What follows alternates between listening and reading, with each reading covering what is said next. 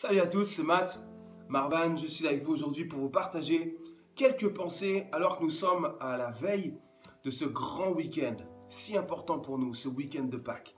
Et j'aimerais juste vous lire un texte, quelques versets tirés de Tite, la première lettre à Tite, il n'y en a qu'une d'ailleurs, une seule lettre à Tite, chapitre 3, et au verset 3, il est dit « Autrefois, nous ne comprenions rien, nous refusions d'obéir à Dieu, nous étions dans l'erreur, esclaves de toutes sortes de désirs et de plaisirs. Nous menions une vie mauvaise, nous étions jaloux, on nous détestait et nous nous détestions les uns les autres. Mais Dieu notre Sauveur a montré sa bonté et son amour pour les êtres humains.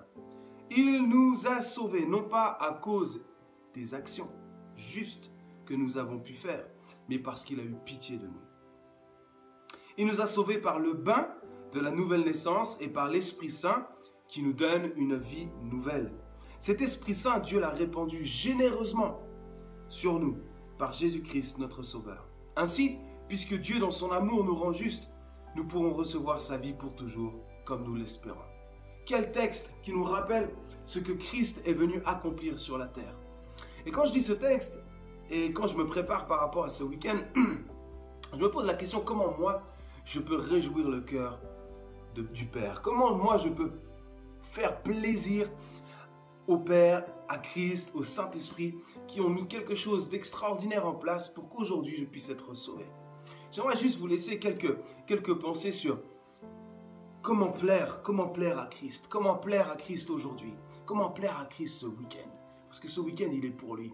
Il n'est pas pour nous, il est pour lui. On célèbre qui il est, on veut l'honorer, lui rendre gloire.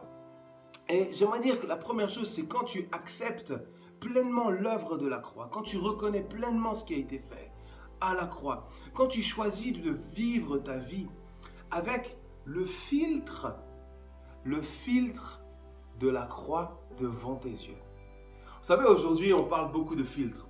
On parle beaucoup de filtres sur Instagram, sur toutes sortes d'autres applications où on nous propose en fait d'améliorer, où on nous propose je dirais parfois de cacher un petit peu les erreurs, la misère en mettant un filtre de tel type ou de tel autre type et puis ça masque certains défauts, ça efface les boutons, ça donne un effet cool à la photo, ça donne un effet design moderne, toutes sortes de filtres qui sont proposés.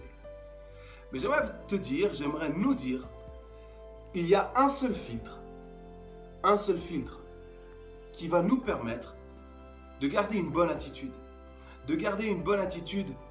tout au long de notre vie, tout au long de ce week-end, tout au long, je dirais, de notre vie sur terre. C'est le filtre de la croix. Si chaque jour, nous mettons ce filtre devant nos yeux, si chaque jour nous mettons ce filtre sur chaque situation de notre vie, sur chaque circonstance de notre vie, alors, la reconnaissance va prendre place. La reconnaissance va s'exprimer. Alors, un chant va s'élever.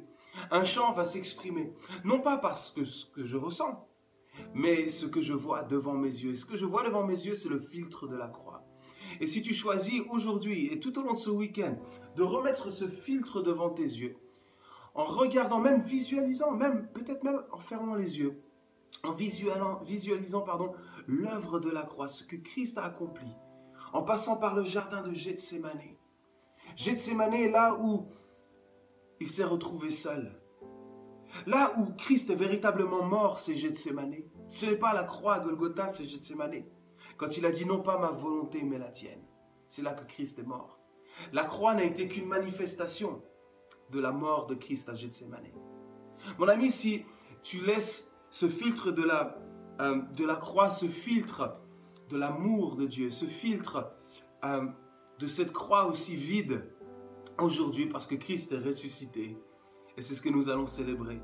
Alors ta vie va être une vie de reconnaissance. Et c'est exactement ce que Dieu veut, que tu sois reconnaissant chaque jour qui passe. Ça, c'est une manière extraordinaire de plaire à Dieu. Ça, c'est l'attitude de l'adorateur, d'être sans cesse reconnaissant. Alors, je voulais simplement te laisser ce petit mot aujourd'hui dans le plus 5 minutes pour faire la différence, pour laisser ton empreinte.